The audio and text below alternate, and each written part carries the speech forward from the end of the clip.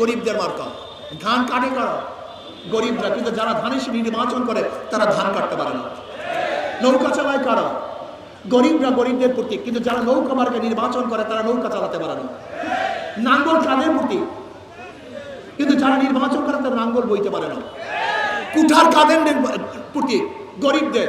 কিন্তু যারা কুঠা দিয়ে নির্বাচন করে তারা কাঠ কাটতে পারে না। গরুর গাড়ি কাদের প্রতীক? গরিবদের। কিন্তু যারা গরুর গাড়িতে নির্বাচন করে তারা গরুর গাড়িতে চালাতে, তার মানে কি? ওদের কথার সাথে মার্কার সাথে ধোকাবাজি আছে। ওরা গরিবদেরকে ধোকা দেয়। ইসলামী আন্দোলন বাংলাদেশের মার্কা কি? হাত পা। যে নির্বাচন করে ছেড়ে চালাতে পারে, যারা তারাও চালাতে পারে। কারেন্ট ফেল করে কিন্তু হাত পাতা ফেল করে না। ধানের শীষ বুকি নিয়ে কেউ ঘুমায় না, নাঙ্গল বুকি নিয়ে কেউ ঘুমায় না, নৌকা বুকে নিয়ে কলিজার উপরে নিয়ে কেউ ঘুমায় না। কিন্তু হাত পাখি আমরা বুকে ঘুমের সময় বুকের উপরে থাকে, কলিজার। অর্থাৎ হাত পাখা শান্তি।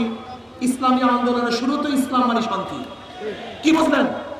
যাদের নামের শুরু তো শান্তি, পুটিকাও শান্তি, নেতার মধ্যেও শান্তি, আদর্শের মধ্যে শান্তি, নীতির মধ্যেও শান্তি, এরা ক্ষমতায় আসলে দেশের মানুষ শান্তিতে বসবাস করতে পারে।